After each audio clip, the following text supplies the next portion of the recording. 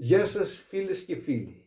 Μιλάω για τον Πλάτωνα, αλλά στην ουσία εννοώ τους πλατωνικούς. Και μάλιστα τους πλατωνικούς υπό την ευρεία έννοια. Δηλαδή όλους αυτούς που παπαγαλίζουν το πόσο σπουδαίος είναι ο Πλάτων, τι ωραία και σοφά λόγια είπε ο Πλάτων, ότι πρέπει να αρχίσουμε να διαβάζουμε όλοι μας τον Πλάτωνα. Βέβαια είναι και οι άλλοι που έχουν διαβάσει Πλάτωνα. Αυτοί λένε πολλά, πολύ περισσότερα από όσα χρειάζεται. Αλλά δεν λένε ορισμένα πραγματάκια που τα κρύβουν βαθιά μέσα τους. Για αυτά τα πραγματάκια που κρύβουν βαθιά μέσα τους θα μιλήσουμε σήμερα. Όχι για όλα, για μερικά. Για να τα μάθουν και οι άλλοι πλατωνικοί, εκείνοι που ούτε έχουν διαβάσει Πλάτωνα και ούτε πρόκειται ποτέ τους να διαβάσουν Πλάτωνα. Προηγουμένως όμως θα ασχοληθούμε για λίγο και σε πολύ γενικές γραμμές με αυτά που λένε καθηγητές της φιλοσοφικής παρουσιάζοντας τη διδασκαλία του Πλάτωνα. Η πλατωνική φιλοσοφία λοιπόν σκορπίζει φως στο σκότος, δηλαδή το σκοτάδι, λέει μία καθηγήτρια φιλοσοφικής.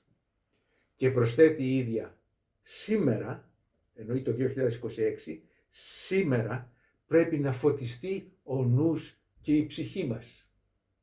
Διότι σήμερα είναι επίκαιρος ο Πλάτων. Και πώς γίνεται αυτό? Κοιτώντας μέσα μας, βλέπουμε πάνω. Βλέπουμε την θεϊκή μας μοίρα.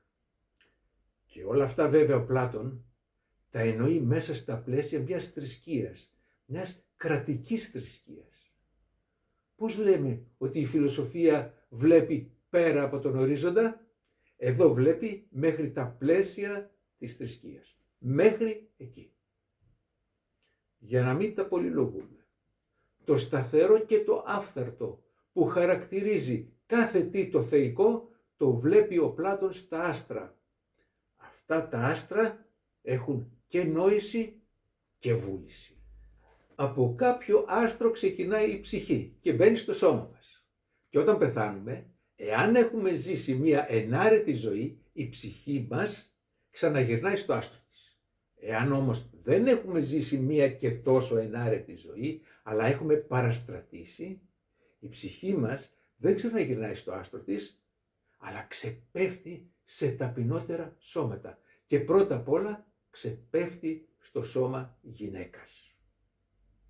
Αλλά όσο πιο βαρύ είναι το παραστάτημα, τόσο η ψυχή μας κατρακυλάει στο σώμα όλο και πιο κατώτερων ζώων.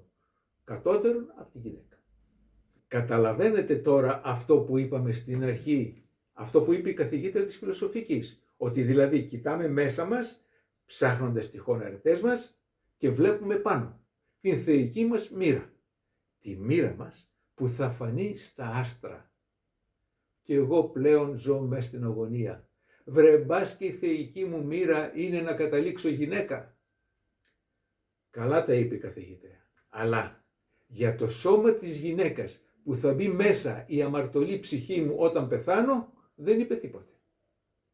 Τώρα θα μου πείτε, όλα αυτά με τις ψυχές στα άστρα το πήγαινε έλα, δεν είναι ανατολίτικη αστρική θρησκεία? Είναι.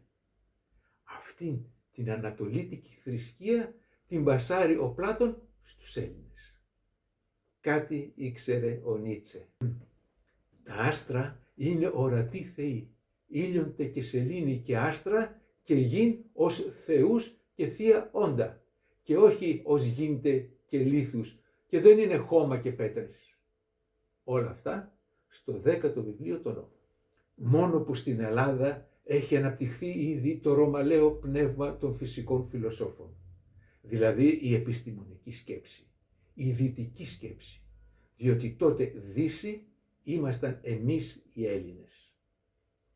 Ένας από αυτούς τους φυσικούς φιλοσόφους, ο Δημόκριτος, διατύπωσε μία αρχή, ότι ο κόσμος αποτελείται από άτομα και κενό, δηλαδή από άτμητα υλικά σωματίδια και κενό. Αυτή η αρχή, μέσα στις άκρες, ήταν αποδεκτή, έστω και σε πρωτόγονη μορφή, έστω και σε χοντροκομμένες παραλλαγές. Με βάση αυτή την αρχή και κάποιες άλλες παρατηρήσεις κλπ. Υπήρχε η άποψη ότι τα άστρα αποτελούνται από χώμα και πέτρες, όπως η γη μας. Εδώ οι απόψεις των φυσικών φιλοσόφων και οι απόψεις του Πλάτωνα συγκρούονται με τοπικά. Αυτό συνεπάγεται ότι εάν έχουν δίκιο οι φυσικοί φιλόσοφοι, τότε αυτά που λέει ο Πλάτων είναι κενές λέξεις, δηλαδή είναι αερολογίες. Ο Πλάτων όμως δεν αστιεύεται. Ακούς εκεί να λένε ότι τα άστρα είναι φτιαγμένα από χώμα και πέτρες. Οι άσχετοι, οι παραπλανημένοι, οι ανήθικοι, οι ασεβείς. Ακούς εκεί να μην πείθονται από τους μύθους που άκουγαν από τότε που θύλαζαν το γάλα. Να μην πείθονται από τις λατρευτικές τελετές που εκφράζουν αυτούς τους μύθους. Από τις θυσίες, τις προσευχές, τις γονικλησίες και όλα αυτά να τα περιφρονούν. Χωρίς κανένα λογικό επιχείρημα. Αυτοί με το σκοτισμένο μυαλό, οι παράλογοι, οι ασεβείς.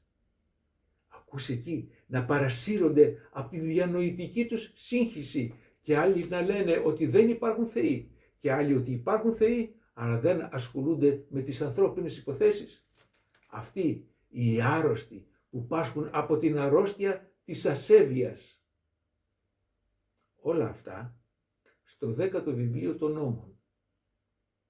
Αυτά που για κάποιους είναι μια άλλη διαφορετική άποψη, για τον Πλάτωνα είναι ασέβεια. Δηλαδή είναι ποινικό αδίκημα και επισύρει ποινές. Και υπάρχουν 3 περιπτώσεις ασέβειας. Και κάθε μία περίπτωση διαιρείται σε 2 είδη παραπτωμάτων. Συνολικά έχουμε 2 επί 3, 6 κατηγορίες παραπτωμάτων.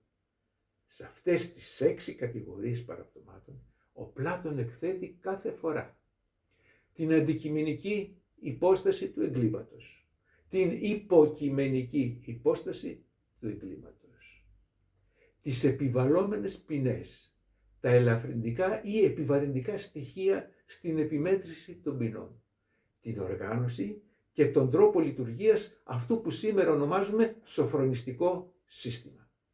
Τελικά, φίλες και φίλοι, αυτά που διαβάζουμε στον Πλάτωνα είναι φιλοσοφικοί στοχασμοί ή ποινικός κώδικας και ποινική δικονομία.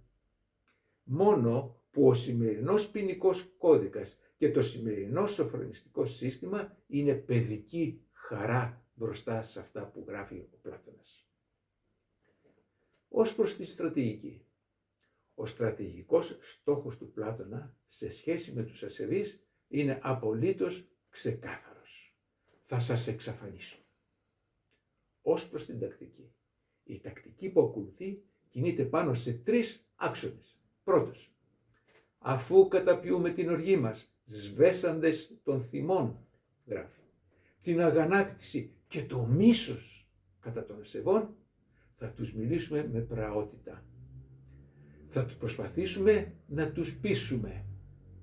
Δεύτερος άξονας, εάν δεν γίνει τίποτε, θα προσπαθήσουμε να τους φοβήσουμε. Εις φόβον τρέψεμεν. Τρίτος άξονας, αν και πάλι δεν γίνει τίποτε, θα τους δικάσουμε και θα τους καταδικάσουμε.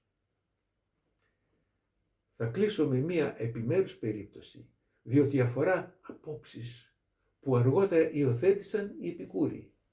Στην περίπτωση κατά την οποία ο ασεβής, λόγω της βλακείας του, νομίζει ότι ναι μεν θεοί υπάρχουν, αλλά διαφορούν για τις ανθρώπινες υποθέσεις, σε αυτή την περίπτωση, σε αυτόν τον ασεβή, του αναγνωρίζεται το ελαφρυντικό της βλακείας. Οπότε δεν θα εκτελείται προς το παρόν, αλλά θα μπαίνει φυλακή τουλάχιστον για 5 χρόνια και σε πλήρη απομόνωση. Ο μόνος που θα τον επισκέπτεται είναι κάποιος από το Συμβούλιο των Σοφών, που θα τον νουθετεί για την σωτηρία της ψυχής του. Καλά το ακούσατε, την της ψυχής σωτηρία, γράφει ο Πλάτων. Εάν μετά την 5 ετία εξακολουθεί να είναι βλάκας, θα εκτελείται. Εάν θεραπευτεί από τη βλακεία του, θα αφήνεται ελεύθερος και θα έχει σώσει και την ψυχή του. Φίλες και φίλοι, ο Πλάτων στην εποχή του δεν μπορούσε να εξαφανίσει αυτούς που είχαν αντίθετη άποψη. Άφησε όμως γραπτές οδηγίες στις επόμενες γενναίες πώς να το πετύχουν. Από ό,τι φαίνεται, οι οδηγίες του πιάσανε τόπο.